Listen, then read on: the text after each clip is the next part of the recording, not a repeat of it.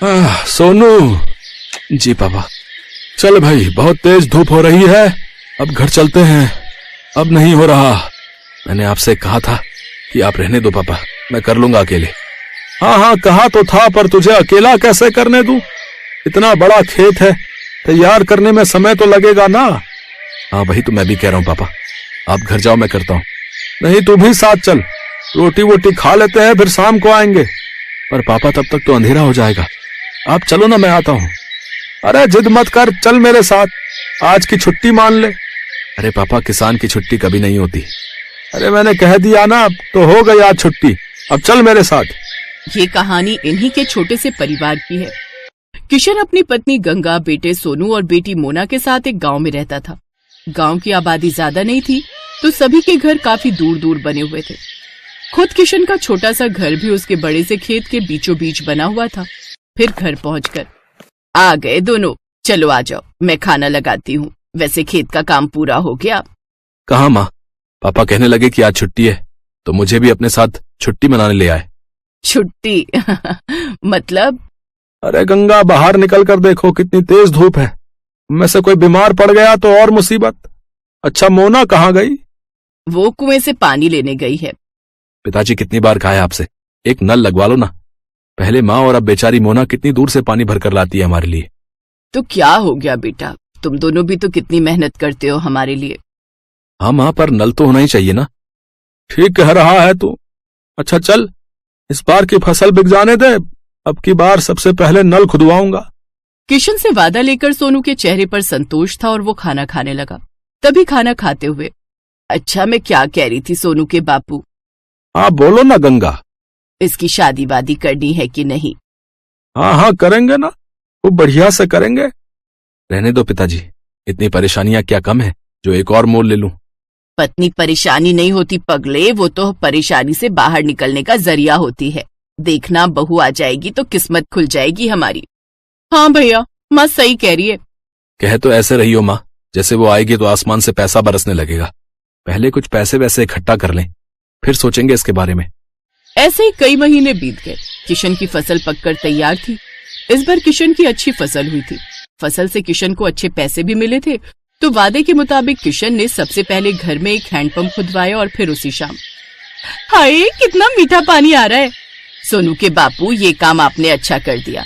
अब सुनो, इससे पहले कि कोई और बड़ा खर्चा आए, सोनू का ब्याह भी कर दो और उसके लिए कमरा भी बनवा दो।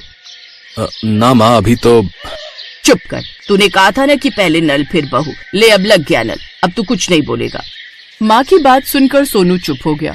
फिर उस दिन से ही गंगा और किशन ने सोनू के लिए लड़की देखना शुरू कर दिया। और फिर क्या हुआ माँ, बात बनी? हाँ बन गई भाई, मुझे तो लड़की बहुत अच्छी लगी। राधिका नाम है उसका, पढ़ने लिखने में बहुत तेज है। पर क्या माँ? उसके बाबा की तबीयत सही नहीं रहती, माँ है नहीं, लेकिन मुझे तो बहुत अच्छी लगी। देखने में भी बड़ी प्यारी है।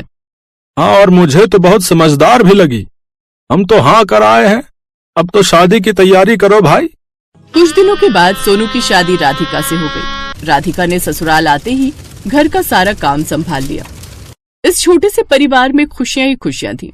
फिर एक दिन, माँ जी, अपना गांव तो बहुत छोटा है, यहाँ तो कुछ ही घर दिखते हैं। हाँ बेटा, शुरू से ऐसा ही है ये गांव। राम राम सबसे है, लेकिन किसी से कोई ज्यादा मतलब रखता नहीं है। सब अपनी अपनी खेती करते हैं और खुश रहते हैं। माँ जी, हाईवे कहाँ को जाता है? दिल्ली की तरफ जाता है बिटिया। आप कभी गई हो दिल्ली? हाँ, एक बार तेरे बापू ले गए थे मेरे इलाज के लिए। बहुत चौड़ी सड़क है भाई, बस वाले ने सर्र भगा दी बस। इसका मतलब दिल्ली ज्यादा दूर नहीं है यहाँ से। हाँ, पर तू क्यों पूछ रही है? नहीं नहीं, कुछ नहीं, बस ऐसे ही। गंगा समझ नहीं पा रही थी कि राधिका के मन में क्या खिचड़ी पक रही थी। ऐसे ही वक्त बीतता गया। फिर एक दिन किशन और सोनू सिर पकड़े बैठे थे, तभी राधिका चाय लेकर आई। क्या हुआ पापा, कोई परेशानी है क्या? हाँ बेटी, इस बार बड़ी विपत्ति आन पड़ी है। अब की बार बारिश बहुत कम हुई है, सारी फसल सूखने लगी है। बेचारा सोनू नल से बाल्टी भर भर कर फसल सींच रहा है, ताकि हमारे परिवार के लायक तो कम से कम अनाज निकल ही आए। पर पिछले साल तो खूब बारिश हुई थी। हाँ राधिका, तब इतनी बारिश हुई थी कि आधी फसल गल गई थी। खेती किसानी की यही समस्या है, बारिश कम हो तो दिक्कत और ज्यादा हो जाए तो दिक्कत।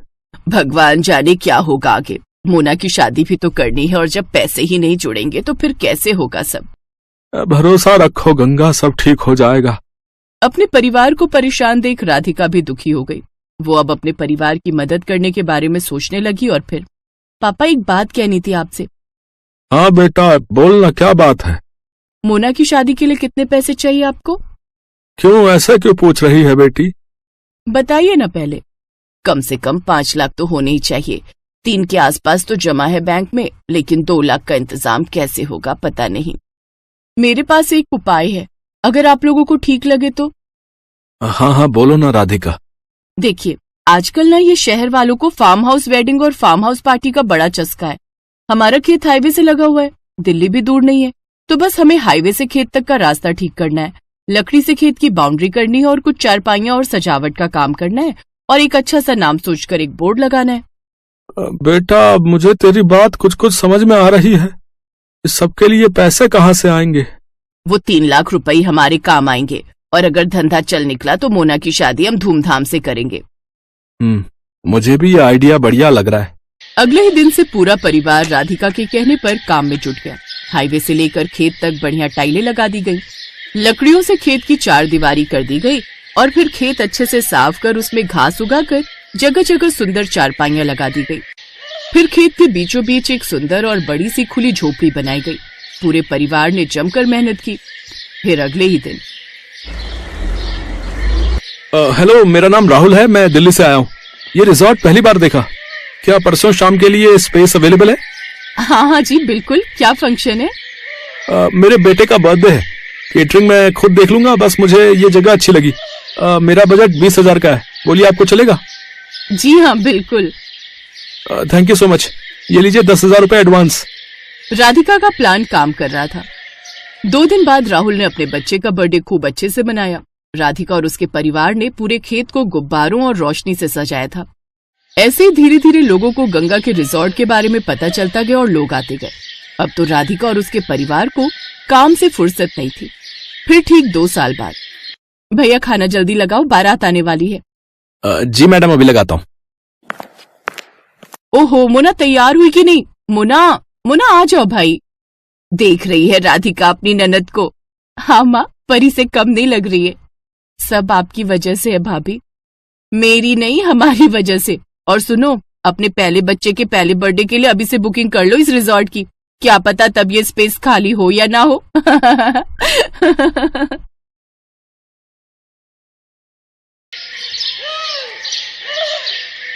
विदाई के वक्त सिमरन अपने पिता से लिपट कर खूब रोती है।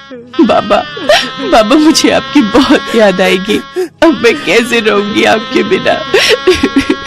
बेटी, जब भी तेरा मन करे तो आ जाना, ये घर हमेशा तेरा ही रहेगा। जा बेटी, अब अपनी माँ से भी मिल ले। माँ, मुझे आपने जो भी प्यार दिया उसके लिए शुक्रिया। अब ज्यादा ड्रामे मत दिखाओ और अब जा यहाँ से। ये कहकर रमोला उसे धक्का देते है कि तभी उसका पति नैतिक उसे संभाल लेता है। क्या हुआ, तुम गिर कैसे गई? वो लहंगा पैर में अटक गया था, बस इसी वजह से। फिर सिमरन अपने मन में सोचती है, अच्छा हुआ माँ को धक्का देते हुए किसी ने नहीं देखा। मैं हमेशा माँ के प्यार के लिए तरसती रही, लेकिन उन्होंने मुझे कभी प्यार नहीं दिया। फिर सिमरन ब्याह कर घर आ जाती है। उसकी सास ने उसके स्वागत में गुलाब के फूल बिछाए होते हैं। साथ ही वो बड़े प्यार से उनकी आरती उतारती है और गिफ्ट में उसे सोने का हार देती है। ये ले मेरी प्यारी बहू, तेरा सगुन। बहू, अब से ये घर तेरा है और हम सब भी। तुझे कुछ भी चाहिए होगा या किसी काम में मदद चाहिए हो तो हमें कहना। अच्छा, अब तुम दोनों थक गए होंगे, थोड़ी देर आराम कर लो, बाकी की रस्में फिर करेंगे। शुक्रिया माँ जी। सिमरन नैतिक के साथ कमरे में चली जाती है और आराम करती है। फिर दिन के 1 बजे उसकी नींद खुलती है। ओह गॉड, कितनी देर हो गई, मेरी पहली रसोई की रस्म भी अभी बाकी थी। माँ जी तो बहुत गुस्सा करेंगी। सिमरन जल्दी से बाथरूम की तरफ जाती है, लेकिन बाथरूम से नहाकर निकल रहा नैतिक सिमरन से टकरा जाता है और सिमरन फिर गिरने वाली थी कि तभी वो उसे संभाल लेता है। इतने में उनके कमरे में सिमरन की सास कमला आ जाती है। अरे बच्चों, ये क्या कर रहे हो? कम से कम दरवाजा तो बंद कर लेते। माँ, ऐसा कुछ नहीं है, वो तो बस हम टकरा गए थे। कोई नहीं बच्चों, अभी तो तुम्हारे दिन है खेलने कूदने के। चलो अच्छा, अब तुम दोनों फ्रेश होकर नीचे आ जाओ, खाना